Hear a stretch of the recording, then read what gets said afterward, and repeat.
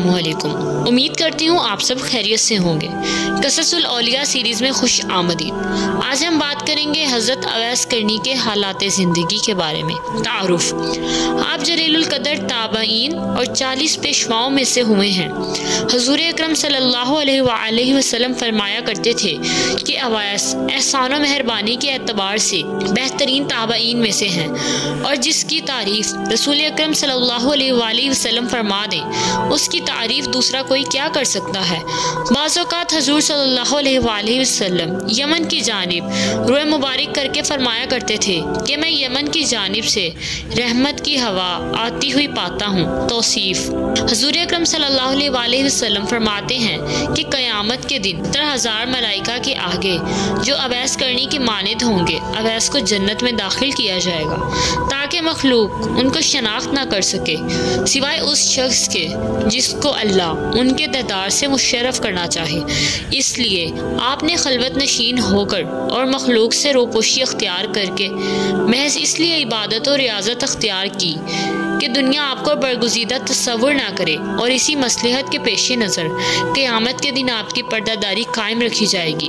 हुज़ूर अकरम सल्लल्लाहु अलैहि वसल्लम ने फरमाया कि मेरी उम्मत में एक ऐसा शख्स है जिसकी शफाअत से कबीला रबिया और मुज़र की भेड़ों के बाल के बराबर गुनाहगारों को बख्श दिया जाएगा।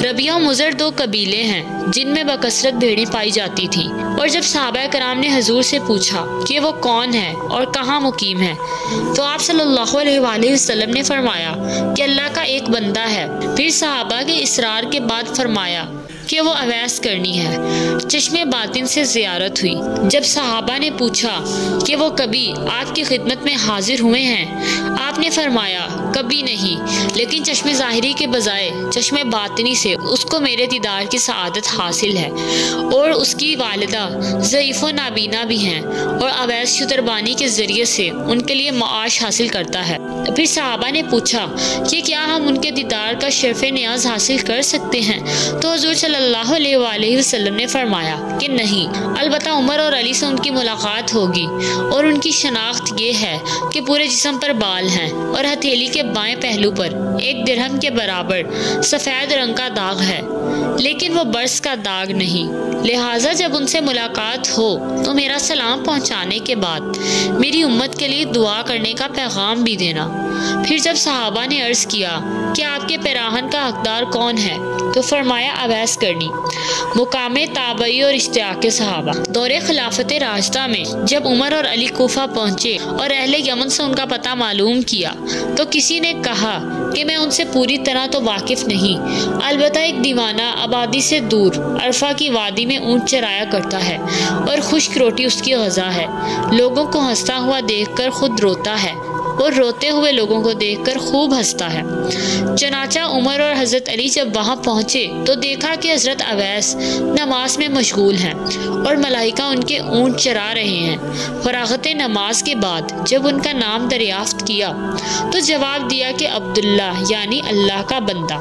हज़रत उमर ने फरमाया कि अपना असली नाम बताइए। आपने जवाब दिया कि अवैस। फिर जब हज़रत उमर ने फरमाया कि अपना हाथ दिखाइए, उन्होंने जब हाथ दिखाया तो हुज़ूर अकरम सल्लल्लाहु अलैहि वसल्लम की बयान करदा निशानी को देखकर हज़रत उमर ने दस्त बोसी की और हुज़ूर मुबारक का लिबास पेश करते हुए सलाम पहुंचाया। यह सुनकर अवैस करनी ने अर्ज़ किया कि आप खूब अच्छी तरह देखभाल फरमा लें, शायद वो कोई दूसरा फ़र्द हो जिसके मुतल्लिक हुज़ूर ने निशानदही फरमाई है। हज़रत उमर ने फरमाया कि जिस निशानी की निशानदही फरमाई है वो आप में मौजूद है। ये सुनकर अवैस करनी ने अर्ज़ किया कि ए उमर, तुम्हारी दुआ मुझसे ज़्यादा कारगर साबित हो सकती है। आपने फरमाया कि मैं तो दुआ करता ही रहता हूँ, अलबत्ता आपको हुज़ूर सल्लल्लाहु अलैहि वसल्लम की वसीयत पूरी करनी चाहिए। चनाचा हज़रत अवैस ने हुज़ूर का लिबास मुबारक कुछ फासले पर ले जाकर अल्लाह से दुआ की कि या रब, जब तक तू मेरी सिफारिश पर उम्मत मुहम्मदी की मग़फ़िरत ना कर देगा, मैं सरकार दो आलिम का लिबास हरगिज़ ना पहनूंगा, क्योंकि तेरे नबी ने अपनी उम्मत को मेरे हवाले किया है।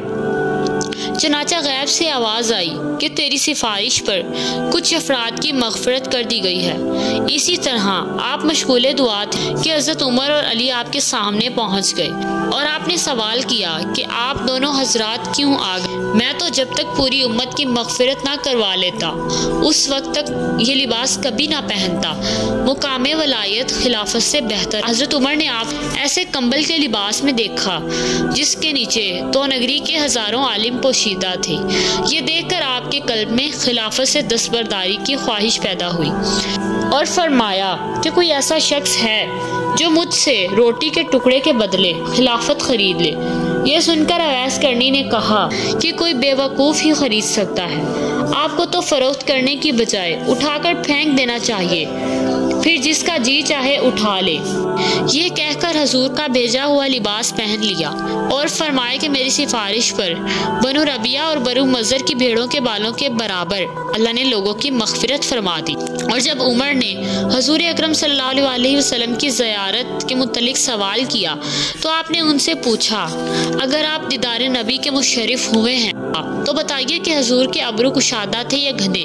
लेकिन दोनों सहाबा जब आपसे माजूर थे। अतबाए नबी में दंदाने मुबारक का तोड़ना। हज़रत अवैस ने कहा कि अगर आप रसूल सल्लल्लाहु अलैहि वसल्लम के दोस्तों में से हैं तो बताइए कि जंगे उहद में हजूर अकरम सल्लल्लाहु अलैहि वसल्लम का कौन सा दांत शहीद हुआ था और आपने अतबाए नबी में अपने तमाम दांत क्यों ना तोड़ डाले।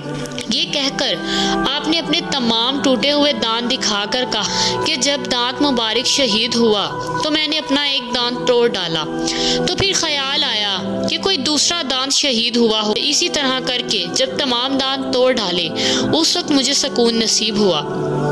ये देखकर दोनों सहाबा पर रख्तारी हो गई और ये अंदाज़ा हो गया कि पासे अदब का हक यही होना चाहिए कि हज़रत अवैस दीदार नबी से मुशर्रफ ना हो सके, लेकिन अतबाए रिसालत का मुकम्मल हक अदा करके दुनिया को दर्सो अदब देते हुए रुखसत हुए। मोमिन के लिए ईमान की सलामती ज़रूरी है।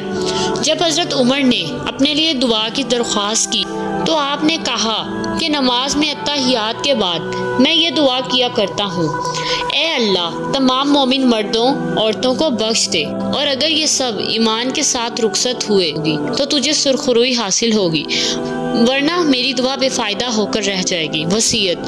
हज़रत उमर ने जब वसीयत करने के लिए फरमाया तो आपने कहा कि ए उमर, अगर तुम खुदा शनास तो क्या इस वसीयत से ज़्यादा कोई और वसीयत अफजल नहीं कि तुम खुदा के सिवा किसी और को ना पहचानो। फिर पूछा कि ए उमर, अल्लाह तुमको पहचानता है?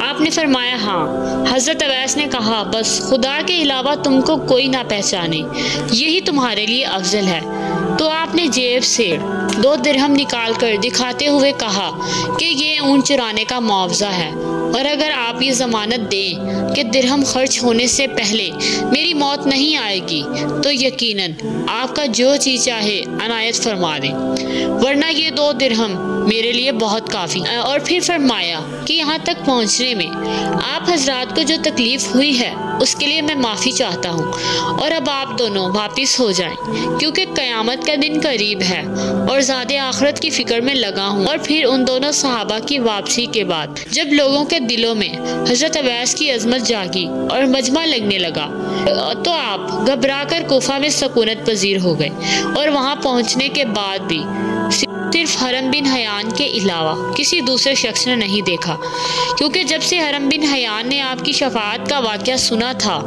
इश्तियाक़ ज़ियारत में तलाश करते हुए कोफा पहुंचा था।